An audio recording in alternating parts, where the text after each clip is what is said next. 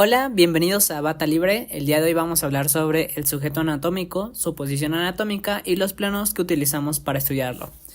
Hay que recordar que para el estudio de la anatomía, generalmente adoptamos un sujeto que es imaginario en una posición específica para su estudio y que todos podamos estudiar anatomía de una misma manera. Para esto se escoge a un sujeto que, como ya menciono, es imaginario y que cumple con ciertas características en una posición específica. En este caso, el sujeto tiene que ser asexuado, tiene que ser sano, de constitución simétrica, aproximadamente de unos 25 a 30 años de edad, con una estatura de 1,70 m y con un peso de 70 kilogramos. Este tipo de características básicamente son porque es un promedio, y la edad de 25 a 30 años es porque hay que recordar que a partir de los 30 años el cuerpo ya ha alcanzado su pico máximo de desarrollo, por lo que comienza el envejecimiento, ¿no? Este sujeto se tiene que posicionar de cierta manera para que todos lo podamos estudiar pues de la misma forma. Esta posición pues se denomina posición anatómica y consiste en que la cabeza, la mirada de los ojos y los dedos de los pies se dirijan hacia adelante. Los brazos se tienen que adosar a los lados del cuerpo con las palmas hacia adelante y las piernas o miembros inferiores tienen que estar juntos con los pies en paralelo. Algunos libros incluso describen que el ángulo entre los pies tiene que ser ligeramente abierto. En esta imagen no se aprecia, pero en esta sí se ve un poco más, que hay un ángulo un poco más abierto en el ángulo de los pies. Ahora, hay que recordar que cuando estudiamos al sujeto anatómico podemos utilizar diferentes planos que son básicamente líneas imaginarias que nos ayudan a dividir el cuerpo en diferentes secciones. Estas todas se basan en la posición anatómica.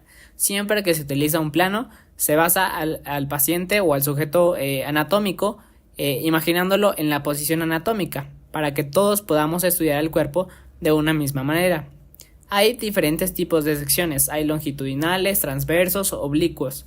Los longitudinales pues son paralelos al eje largo, por así decirlo, y los transversos pues son secciones perpendiculares al eje largo, ¿no? Los oblicuos pues son planos o secciones que cortan en un ángulo que no es simétrico. Todos estos planos y secciones son utilizados por radiólogos, anatomistas para estudiar y describir imágenes, ¿no? Como lo puede ser una resonancia magnética, un TAC, e incluso una radiografía, ¿no? Bueno, para comenzar con los planos tenemos el plano medio sagital y los planos sagitales. Hay que separarlos ya que un plano sagital es un plano que es paralelo al plano medio, pero divide al cuerpo en partes desiguales. O sea, por ejemplo, aquí estamos viendo como a la altura del hombro de este sujeto anatómico, este plano está cortando, y si bien corta en una posición de derecha a izquierda, no corta simétricamente, a diferencia del plano medio sagital que corta justamente en la parte media de la cabeza hacia los pies y separa en una porción derecha a izquierda, pero partes iguales, ¿no? Y bueno, tenemos también los planos frontales o coronales, que básicamente nos dividen el cuerpo en dos porciones, una parte de adelante y una parte de atrás. Estos va de un eje cráneo-caudal o de un eje de la cabeza a los pies, ¿no? Hay que recordar un poco aquí de etimología. Cauda viene o significa cola, y bueno, pues viene básicamente del cráneo a la cola, por así decirlo, que también se refiere a la parte más baja, ¿no? Los pies. Entonces, este plano nos divide en una porción de adelante y de hacia atrás, y como dato curioso se llama coronal porque en la antigüedad así es como se medía de esta parte de la frente a la otra para la medida de la corona de los reyes, ¿no? Por eso de ahí el nombre de coronal. Quise poner esta imagen porque al estudiar la embriología también podemos utilizar otros términos que no son anterior o posterior, como por ejemplo en los planos frontales, ¿no?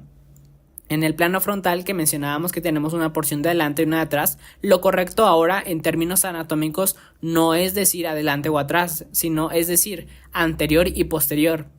En el caso de la embriología, generalmente estos términos de anterior y posterior son sustituidos por otros términos como ventral y dorsal, donde ventral viene a ser un símil de la palabra anterior y dorsal una palabra símil de la palabra posterior. Muchas veces esto se usa indistintamente y solo quiero recalcar que cuando estudiamos embriología estos dos términos son los que predominan. Es raro mencionar el término anterior y posterior en el estudio de la embriología, pero me pareció importante porque son términos que también se utilizan en el estudio de la posición de un sujeto, en este caso del estudio de un feto o un producto, ¿no? También tenemos otros que ya los mencionábamos como craneal y caudal.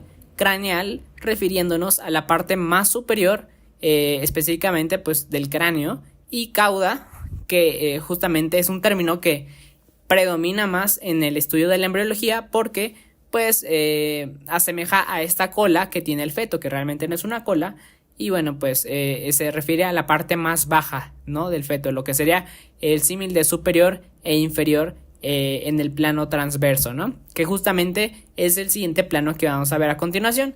Y ya lo mencionábamos, los planos transversos o horizontales son planos que cortan a través del sujeto anatómico, ¿no? Dividen en una parte superior y en una parte inferior. Lo que ya mencionábamos que en la embriología pues generalmente ponen craneal y caudal, ¿no? Estos dos términos pues ya hay que mencionarlos porque pues también alguno que otro libro pues los puede mencionar.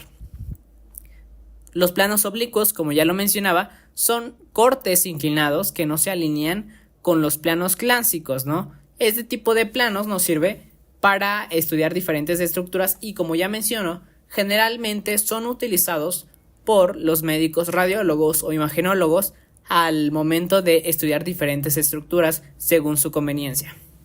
Y bueno, pues llegamos hasta el final de este video. Espero que les haya servido, que sea de mucha utilidad y nos vemos en el siguiente video. Muchas gracias.